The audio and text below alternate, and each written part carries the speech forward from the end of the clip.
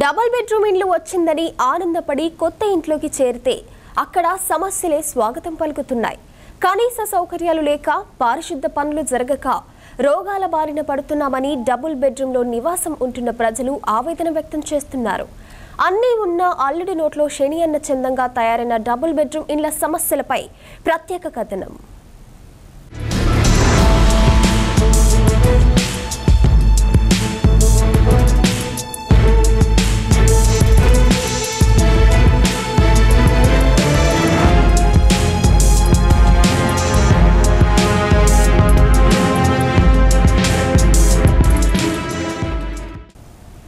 జిల్లా కేంద్రంలోని వేషాలపల్లి గ్రామ సమీపంలోని పెద్దకుంటపల్లి తండా దగ్గర నిర్మించిన 544 డబుల్ బెడ్రూమ్ ఇండ్లలో అనేక సమస్యలు ఉన్నట్లు అక్కడ నివాసం ఉంటున్న వారు చెప్తున్నారు.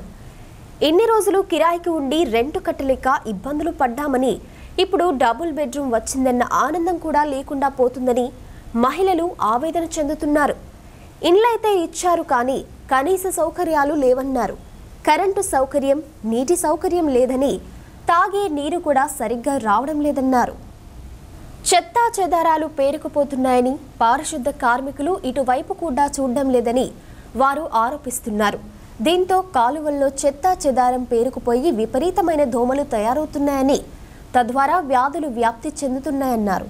చుట్టూ పొలాలు ఉండడం, ప్రహరీ గోడ లేకపోవడంతో పాములు, ఇతర కీటకాలు ఇళ్లలోకి వస్తున్నాయని చెప్తున్నారు. పేరు మైమునిసా బేగం. నేను డబుల్ బెడ్రూమ్లో వచ్చిన 20 బ్లాక్ మాది. మాకు వేషాలపల్లి భాస్కర్ గడ్డ. మరి మాకు ఇక్కడ నీళ్లు లేవు, మాకు ఇల్లు లేదు. మేము కిరాయి ఇల్లు కాబట్టి కిరాయి కట్టుకోలేక ఇల్లు రాగానే వచ్చేసినాం. కరెంట్ పెట్టించుకున్నాము, వాటర్ పెట్టించుకున్నాము. వాటర్లో మొత్తం శుద్ధ ఉంది, అవే నీళ్లు తాగుతున్నాము. మాకు అవే స్నానాలు చేస్తున్నాము. మాకు ఎలర్జీ వస్తుంది. మరి ఇంకా చెత్త తీసుకుపోవట్లేదు, చెత్త బండి రావట్లేదు. కాలువలన్నీ నిండిపోయినాయి. కాలువలలో చెత్త ఉంటుంది, చెట్లు, చెత్త చెదారము, పాములు, చిన్న చిన్న పిల్లలు ఉన్నారు, పెద్ద పిల్లలు ఉన్నారు. మాకు దోమలతో రోగాలు వస్తున్నాయి. ఇవాళ రేపు వేరే వేరే రోగాలన్నీ వస్తున్నాయి. దాని గురించి మాకు ఏదైనా చేయాలి. వాటర్ కూడా తాగటానికి మంచి వాటర్ తేవాలి. సంపు కట్టారు కానీ సంపులో వాటర్ రావట్లేదు. ఇస్తామని చెప్తున్నారు కానీ ఇంకా ఇవ్వట్లేదు. దాని గురించి కూడా మీరు ఆలోచించాలి. డబుల్ బెడ్రూమ్ ఇండ్లు నిర్మించిన చాలా సంవత్సరాలు నిరుపయోగంగా ఉండడంతో ఆ ఇళ్లలోని కిటికీలు, తలుపులు, విద్యుత్ స్విచ్ బోర్డులు, తాగునీటి పైప్ లైన్లు చోరీకి గురయ్యాయి. 2023 ఏప్రిల్ 17న ఇండ్లను లబ్ధిదారులకు కేటాయించడంతో ఇండ్లలోకి ఒక్కొక్కరుగా ప్రజలు వస్తున్నారు. కానీ ఇప్పుడు ఈ ఇండ్లలో కనీస అవసరాలైన కరెంట్, వాటర్, రిపేర్ పనులు చేయించుకోవాలంటే 30 నుంచి 50 వేలు ఖర్చవుతుందని ప్రజలు ఆవేదన చెందుతున్నారు. రిపేర్ చేయించుకునే స్తోమత లేకనే చాలా మంది డబుల్ బెడ్రూమ్ ఇండ్లు వచ్చినా ఇంకా అందులోకి రావడం లేదన్న వాదనలు వినిపిస్తున్నాయి. ఇప్పటికైనా అధికారులు, ప్రజాప్రతినిధులు పట్టించుకొని డబుల్ బెడ్రూమ్ ఇండ్ల సమస్యలను పరిష్కరించాలని కోరుతున్నారు.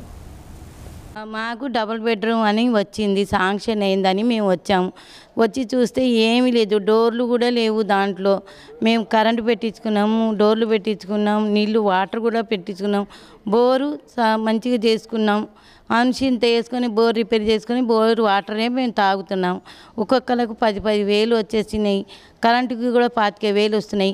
అది ఆ పని చేయించుకోలేని బీద వాళ్ళు చాలామంది ఉన్నారు. అందుకోసమే వాళ్ళు ఇళ్ళలోకి రావట్లేదు. ఇళ్ళు ఖాళీగా ఉన్నాయి. వాళ్ళు చాలా బీద మనుషులు ఎట్లా వస్తారు? కొన్ని నీళ్ళైనా ఇవ్వాలి, దీపమైనా పెట్టుకుంటారు కరెంట్ లేకున్నా. వాటర్ కూడా అసలే లేవు, ఎట్లా వాడుకుంటారు? చాలా దీనస్థితిలో ఉన్న మనుషులు కూడా ఉన్నారు ఇందులో. ఇచ్చిందే దీనస్థిత మనుషులకు, ఇల్లు లేని వాళ్ళకు, బీద వాళ్లకు. మరీ ఘోరంగా ఇస్తే ఎట్లా ఉంటాం మేము ఆ ఇళ్ళలో? చెప్పండి. మీరే తొందరగా సహాయం చేస్తేనే తొందరగా వస్తారు మనుషులు. లేకుంటే ఒక్కొక్క బ్లాక్కి ఒక్కొక్క ఇల్లు ఉంది, ఒక్కొక్క మనుషులే ఉంటారు. వాళ్ళు ఎట్లా ఉంటారు? మగవాళ్ళు పనులకు పోతారు, సాయంత్రం 9ంటికి 10ంటికి వస్తారు. లేడీస్ మేము ఒక్కలమే ఉండాలి, ఇళ్ళలో తాళాలు వేసుకుని ఉండాల్సి వస్తుంది. మా పరిస్థితి మేమేమైపోవాలి? 16 ఇళ్ళలో 5గురమే ఉన్నాం, బ్లాక్కు ఒక్కరున్నారు. ఎట్లా? ఏదో ఒకటి మీరు తొందరగా చేస్తే, సహాయం చేస్తేనే కదా వాళ్ళు వచ్చేది. వాళ్ళు వస్తేనే మాకు ధైర్యం ఉంటుంది. మేము ధైర్యంగా ఉండగలుగుతాం, మరి ఇంకా క్షేమంగా ఉండగలుగుతాం, అనారోగ్యాల బాధలు పడకుండా ఉండగలుగుతాం మేము. దానికి మీరు ఏం పరిష్కారం చేస్తారో ఆ పరిష్కారం చేయాలి తొందరగా.